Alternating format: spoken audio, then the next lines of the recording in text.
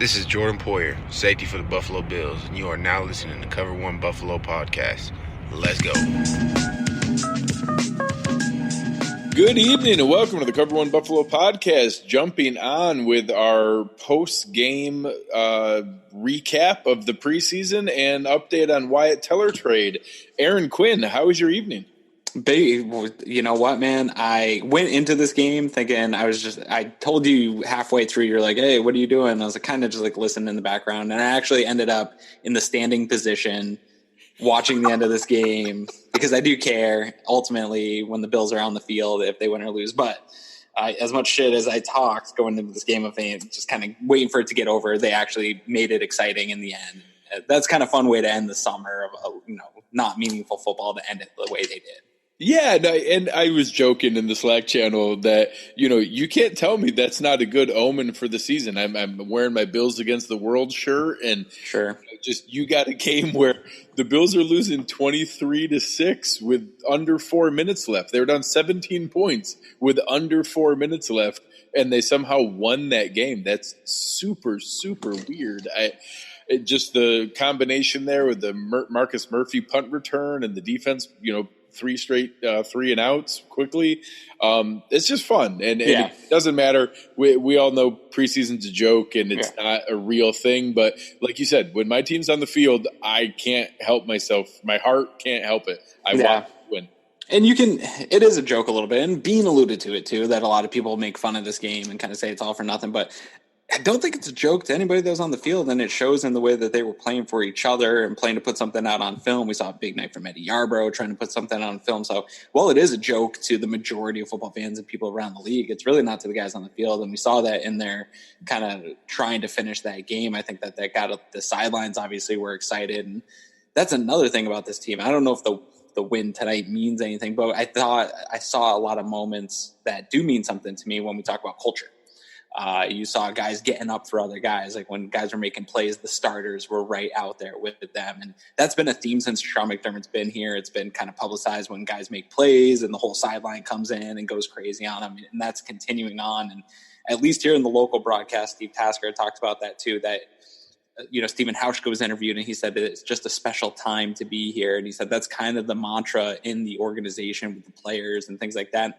So while I don't know that the win has to do with the culture, but they did get up for each other, man, and they really responded and rallied around each other. And you could see the energy in the building changing as they started to kind of climb back into a totally meaningless game. So maybe there is something to do with culture there. No, I think it matters. And I think you have a lot of teams where the veterans and especially the superstar guys are kind of checked out and just doing their own thing back in the locker room, whatever it is. And in that comeback, Josh Allen, LaShawn McCoy, Cole Beasley, Tremaine Edmonds, Jordan Poyer, those were the faces you saw going nuts on the sideline as they scored and were pulling this off. So having them all engaged and, my comment's half joking that it doesn't really matter, but that idea of just the excitement and the energy around the team, that's fun. And I'd certainly rather that path than the other way. So, let's kind of dig in a little bit, talk about some of the things that we saw tonight.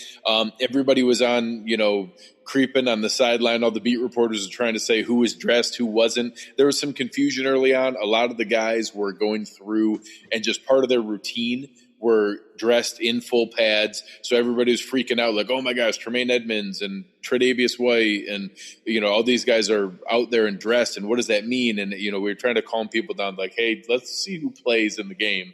A lot of guys are just going through their warm-ups in pads. It doesn't mean that they're, going to actually play in the game. And I don't know that I saw a ton of surprises on who was out there. Yeah, that stuff too shouldn't surprise anyone. Sean McDermott's talked about it every year he's been here of using these reps, no matter what it is, and including game day reps to prepare for what it's going to be like on game day. And that includes the process of leading up to the game. So that didn't surprise me at all when I saw those early reports coming out. I didn't make anything of it because these guys, Brandon Beane and Sean McDermott, when you listen to what they say, I know a lot of people say it's coach speak, but they're actually living all those things they say. Now that we're 3 years into this, the proof is in the pudding that when they say something, they actually mean it, and that is what's happening. So that didn't surprise me. The only one, and I think we talked about it a little bit in the Slack channel, that people seem to run with was Sonoris Perry. being not dressed, but we also know that he had a quad issue. So I don't know that means that's the running back core. All the guys that didn't dress are the running back core that they are running with for this 53-man roster. I still very much think he's on the bubble. And if the injury is to the point where he can play in this game, that might be a worse sign for him. Because if he's injured at all, there's too many guys that can do what he does on this team. And they could probably bring him back in a couple weeks if they wanted to. Anyway, I don't think he's going to go anywhere if he's injured. Yeah, that one was there. I was going back and forth with John Waro on Twitter about it, and it at first it was reported that maybe that's a good omen. Then I was asking like, hey, is he healed from his quad injury or is that there? And he did walk that back a little bit. Said no, hey, let's dial that one back. That he wasn't. There was no injury report to officially know that, so that we don't know either way. It could be a good thing. It is possible that we'll talk about the trade here in a moment, but that somebody got some good news today when Wyatt Teller got traded that that's one more spot on the roster somewhere, whether that's an extra receiver, an extra tight end, an extra running back, an extra DB or linebacker somewhere. That's another spot. A couple other names that I noticed, obviously, Marcus Murphy is an NFL caliber guy.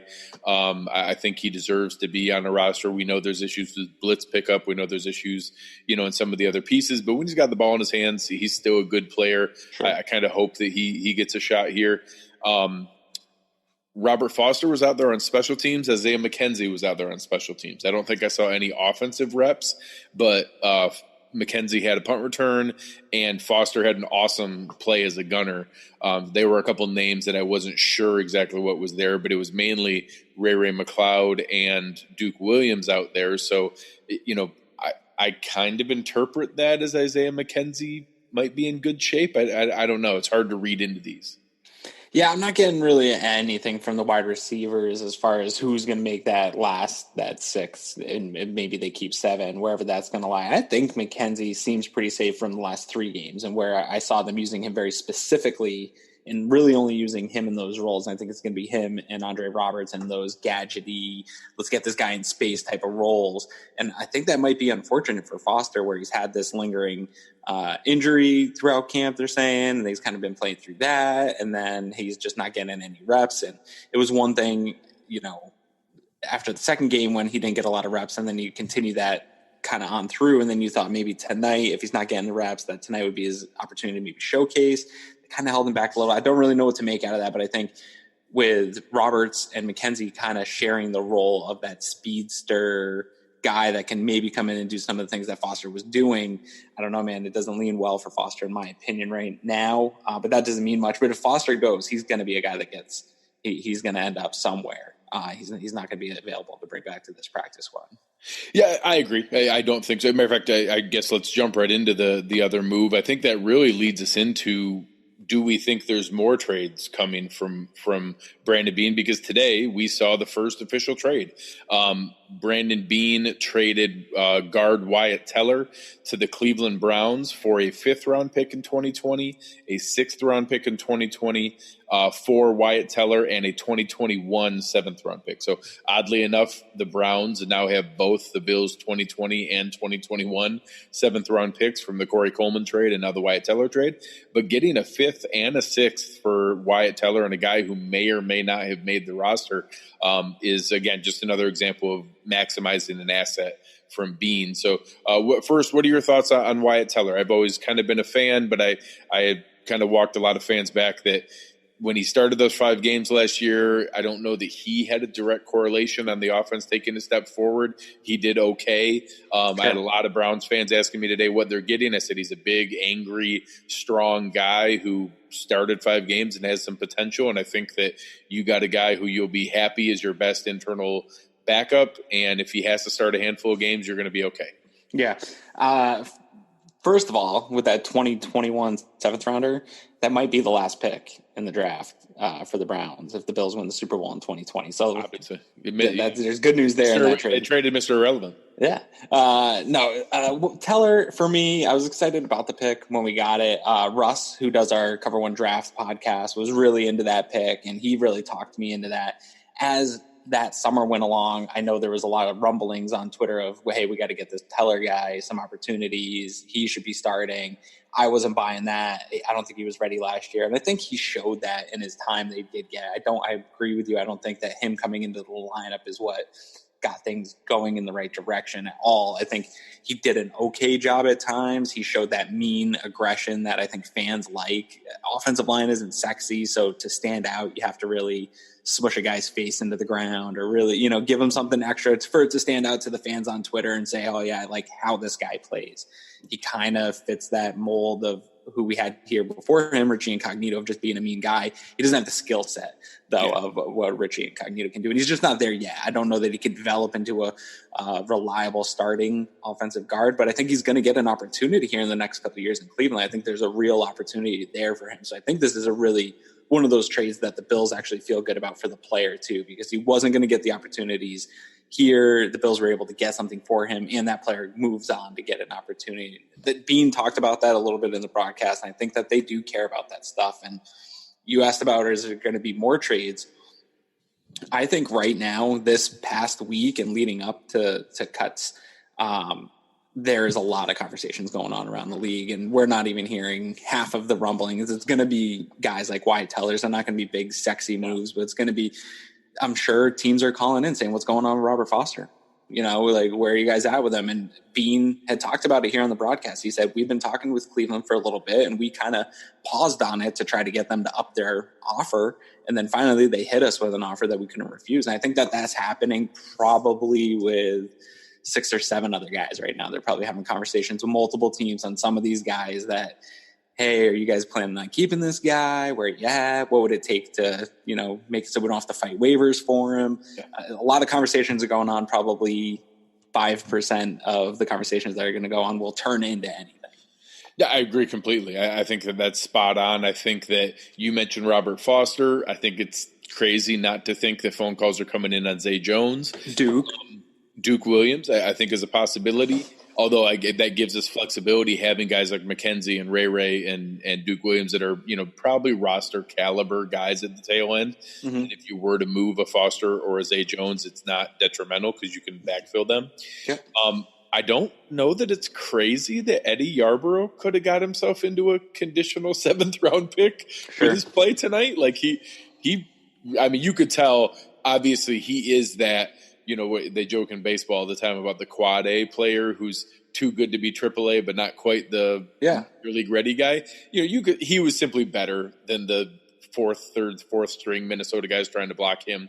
He was better than those guys that dominated them every rep. And Eddie isn't a bad, I do think Eddie Yarbrough can play as a rotational guy on most teams in this league. I think this year for Eddie Yarbrough, it shook out really poorly, where it's a pretty good position for the Bills. I know there's a lot of talk about everybody wants Clowney, but I feel pretty comfortable at that position without Clowney, with how Trent Murphy's looks totally healthy this year. Shaq Lawson, I hate to say it because he gets me excited every summer, but he's looked very good, and I think he'll be very productive this year as well. And then you had Daryl Johnson, a late round pick that kind of really over exceeded, I think, everybody's expectations, and that fell really hard for Eddie Yarbrough. He was really just behind the ball as soon as Daryl Johnson started taking reps, and so it's just a depth thing. I don't think it's anything against Eddie Yarbrough. I think if they were able to get a pick, great, but he's going to land on a team pretty quickly because he's got everything coaches want, man. He's got the motor. He's not scared to go and do the dirty work and just take his reps as he can. And that's an important piece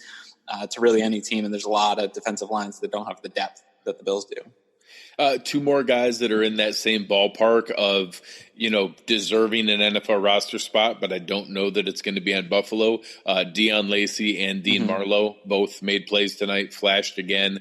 The roster math is tough. I don't really know. Julian Stanford was a healthy scratch tonight. Corey Thompson was a healthy scratch tonight. Right. I think that Deion Lacey has earned it more than Voshon Joseph. I'm really curious how they're going to play out that 5th round pick. I don't know that Voshon Joseph is a guy you can expose to waivers. Right. I've presented it multiple times that I think you need to do 7 linebackers, where Voshon Joseph is basically a game day stash, where you have him as a game day inactive and he's on the 53, but you can't expose him to waivers. And then you still have 6 linebackers who can play on the field and play special teams. But I don't think it's crazy that he could be waived. He's the one player that I've had on my 53-man projection the whole time that after tonight, I probably feel the least confident in of all the guys that projected. So this is it's like a philosophical argument that I always struggle with internally about the roster. You have to have some balance of, we are trying to win in 2019 and we need as many guys that can fit in that 46-day game day roster that we know that we can take out into an NFL game and win with. But you'll have to balance some of that at the bottom of your roster with potential. Because there are going to be guys that you can't expose to waiver wires that you really aren't going to contribute in 2019, but you really want to keep them around for development because you're going to be without a Lorenzo Alexander next year. You're going to be a little bit weaker at these positions in the next 2 to 3 seasons. So this is that conversation I struggle with, and we talk about it all the time in the premium Slack channel of when do you take potential over production? And I think that this is one of the instances where if they keep them on the roster, it's obvious that they're making that investment in the potential long term, and they haven't done too much of that. I think they've been tending to lean towards production, and we see that with the Wyatt Teller trade. There is potential in Wyatt Teller, but they wanted to lean with what is going to help us here in 2019, and then we can get some assets and maybe get another potential down the road. So if they go that way and keep them, it's going to be hard, man. The linebackers are going to be some hard decisions, but I think at some point on this defense, you have to start looking at developing the next generation of guys that are going to come in when you start to lose some of your older guys. Yeah, no, it's absolutely a requirement, and obviously the easiest one is Zoe. Obviously, that's a very quick turnaround here of what's going to be needed. Yeah. I think 16 games, maybe 18 games at most. Yeah, and realistically, Corey Thompson is that guy. I think they've made that clear already. He's literally taking first-team reps, rotating with Zoe. But you need more than that. And I think I was in the camp of thinking that Voshon Joseph was one of those guys. I know some fans will probably struggle with this comment. Jaquan Johnson has been both directions. He has looked awesome in that. He is great coming downhill, laying the wood, making good tackles. He reads run plays really well. He has phenomenal form tackle. Like he takes the guy's legs out from under him every single time, goes for the ball all the time. When he's man on man in coverage, it's really bad. It's like Zoe getting isolated on Christian McCaffrey kind of stuff. Like you just every single time a guy was running wide open, all of a sudden you see Jaquan Johnson trailing 3, 4, 5 yards behind him. So he's another guy that I really like. I want him on this roster. He's flashed way too much to expose the waivers. He's going to make this team. I don't know that I want him to see the field outside of special teams because a good team will isolate that and take advantage of it. No, and luckily I think that's a position where you can hide somebody a little bit deeper. If you keep him on the team, he's really kind of that last guy on the roster that you're just burying. And like you said, just hoping to get some special teams reps out of him.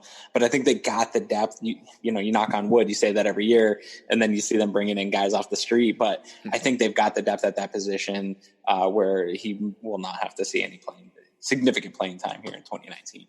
Well, and plus you have the flexibility of, we're counting Saran Neal as a corner. We're counting Maurice Alexander as a linebacker. Right. If those guys make the roster, they could easily step in as your 4th or your 5th safety in a pinch. Sure. So that kind of thing. Sort of what Raphael Bush was doing last year when we were in pinches.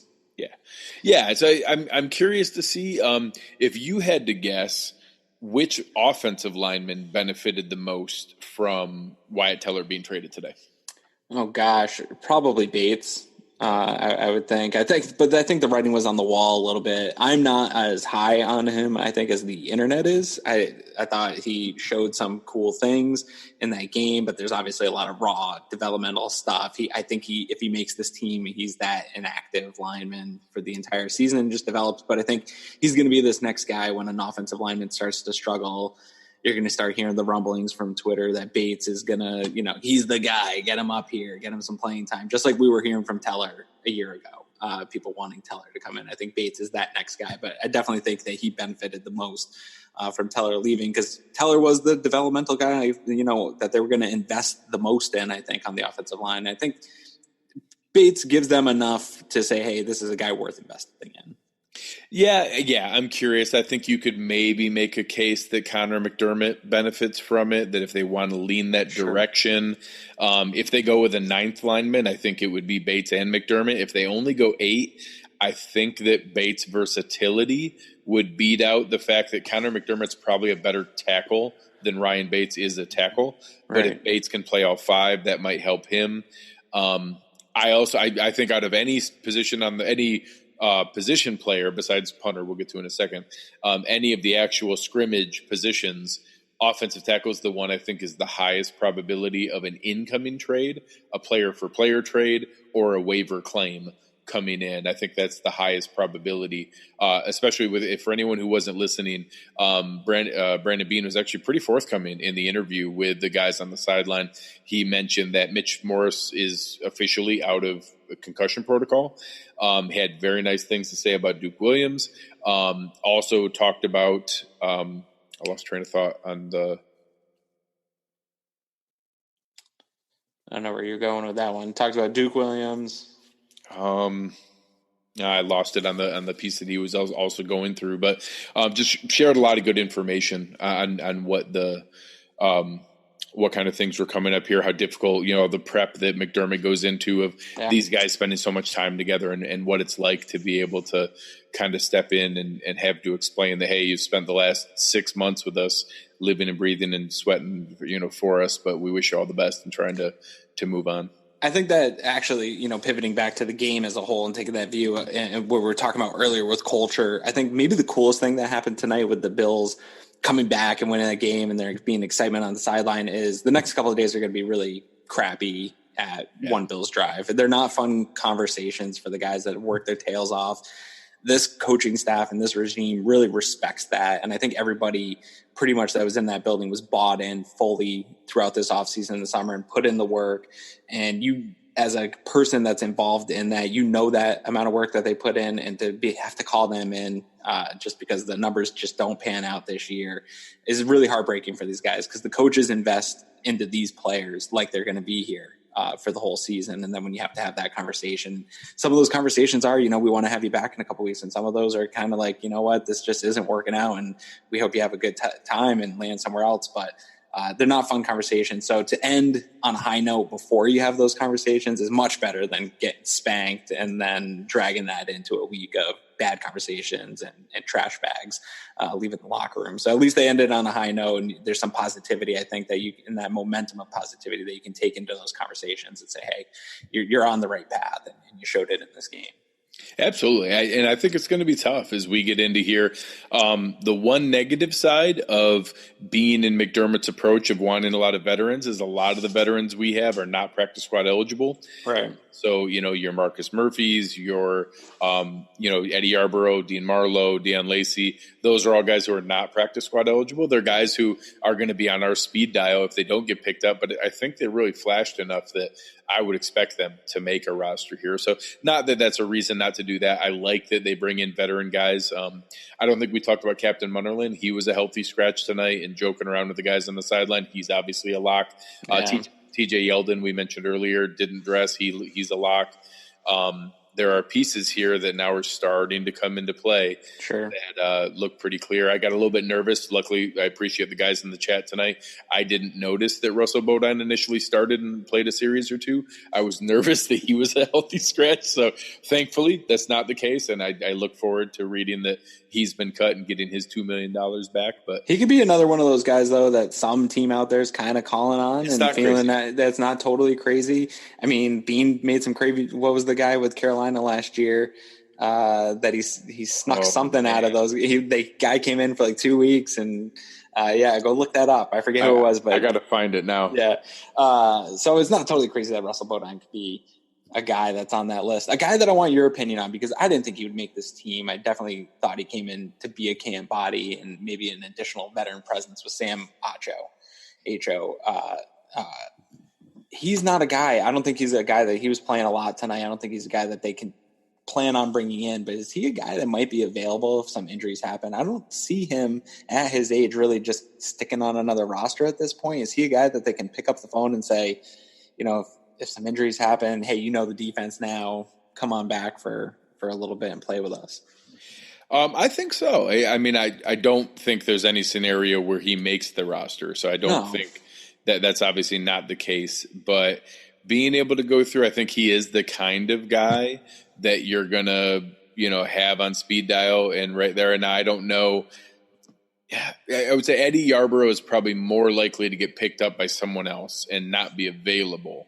But between those two, that's the kind of guy that you're talking about there that's going to come in and be able to, step in and be able to play on a week's notice, similar to a Dean Marlowe in the last year. Right.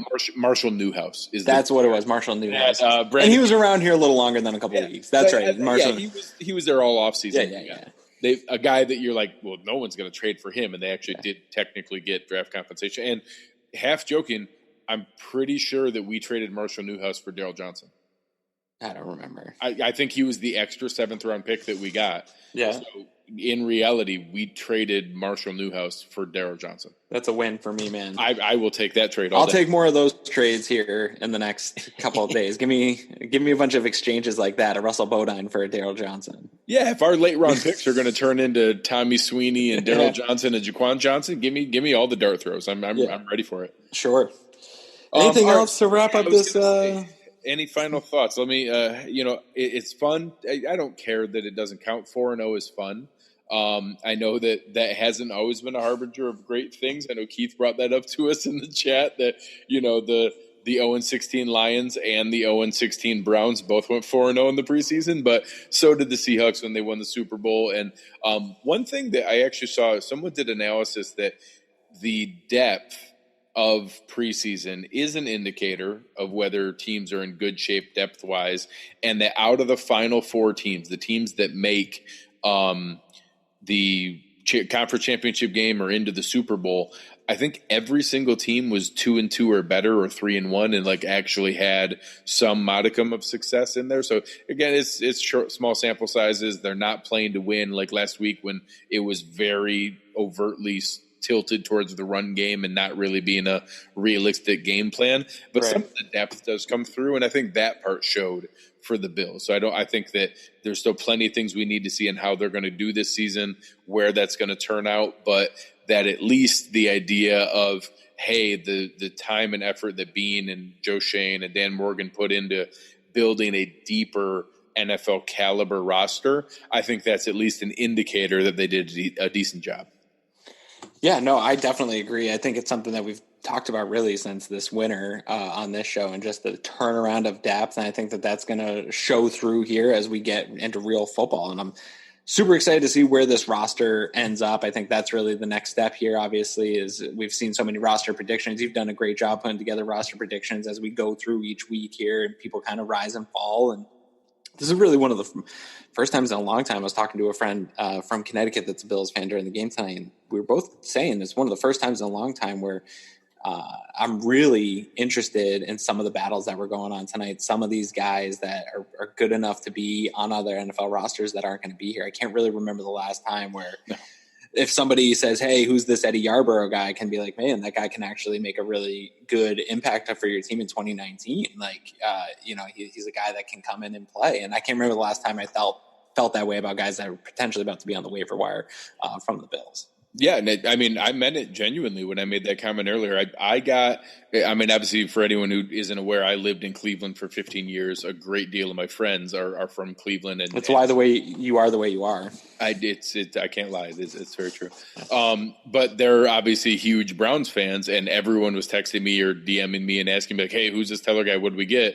And I told them, I meant it genuinely. I'm like, no, he's a good player. That's not just some cast off. Like, I think the fact that they gave up a 5th and a 6th round pick, I think there was probably a little bit of bidding for Wyatt Teller in the low end, not like a freaking, crazy, bidding war. But I think there were multiple teams who could use some interior depth in their offensive line and would have liked to add a guy like Wyatt Teller, who's a slight notch above what's going to be on the waiver wire. And I think that's what Brandon Beane's going to try to leverage in the next 24 hours here, 48 hours, whatever. I think we're like 36 hours away from the cut down day, the actual cut down time frame, that they're going to be working those kind of things. And that, hey, if we feel good about Duke Williams and Ray McLeod, maybe they move Isaiah McKenzie. If they feel good about Isaiah McKenzie and Duke, maybe they move Foster. If they feel like they have flexibility in another area, maybe we see a player that we don't expect to get moved. And I finally remembered the other comment that Bean made in the interview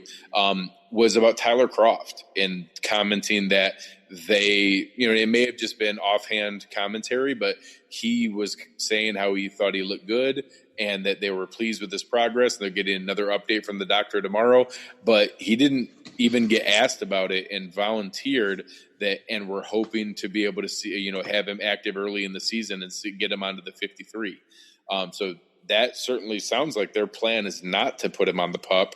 And now all of a sudden, maybe that's the spot the reason Wyatt Teller was traded was not the extra receiver, not the extra linebacker, but the extra tight end, because Tyler Kroft's going to be ready earlier than they expected.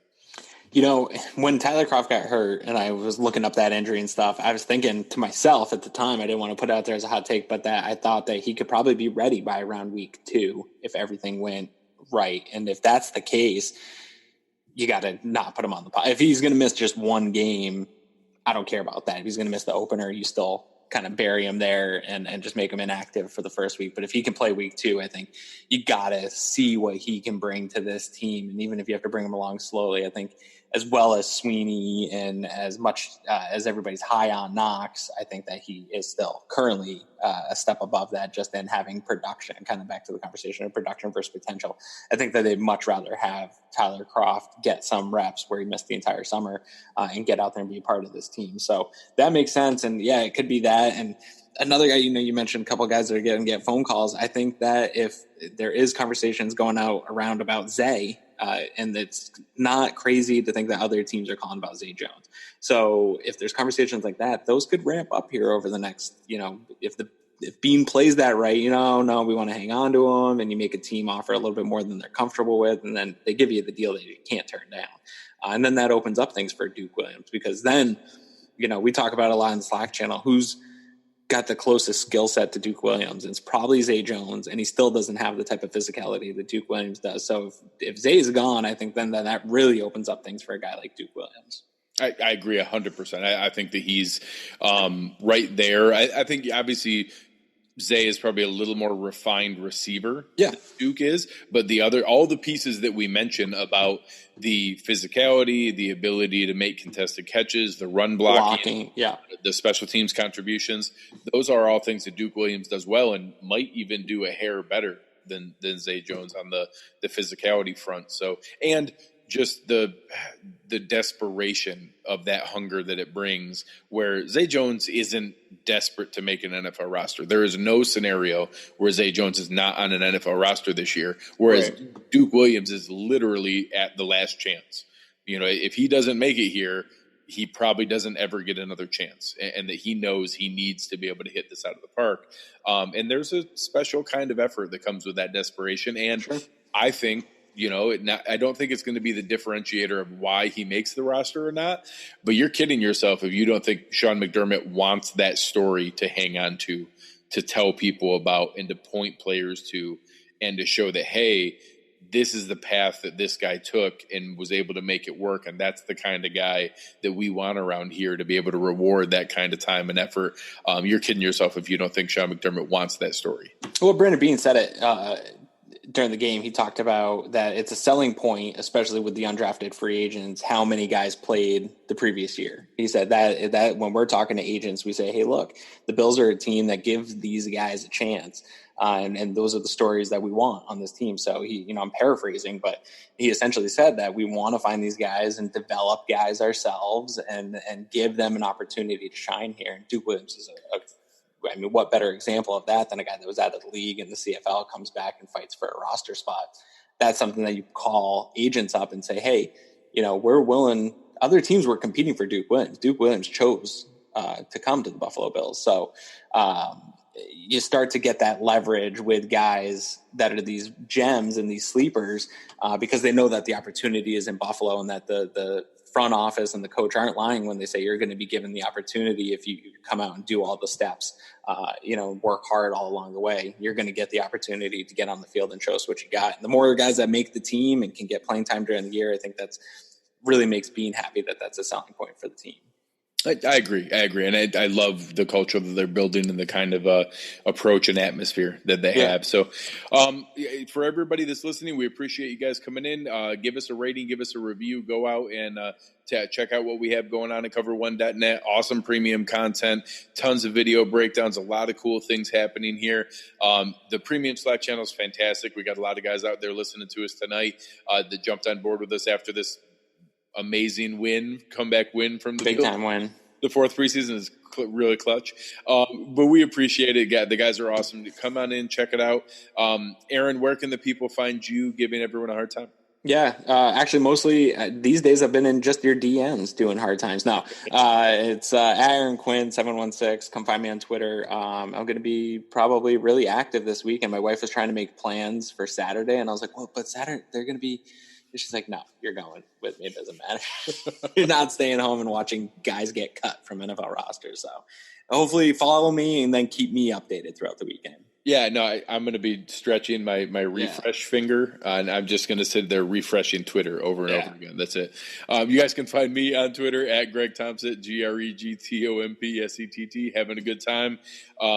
Looking forward to everything that's coming here in the coming week here. We're going to have on some regular season football discussion. We're actually going to get into real football coming up here. So we'd even be doing a Jets preview, going through some of those kind of things, and then getting into our normal rotation of things. So looking forward to getting into it. I really think we have a fun season ahead of us here.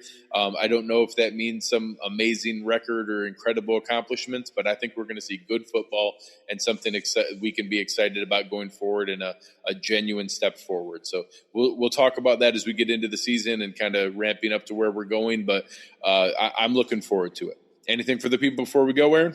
Yeah, I think we're going to the Super Bowl. So that's what I'll put out there. No, I love it. I think it's going to be a good season. I'm looking forward to it. Thanks again, guys, for jumping on, and we are out.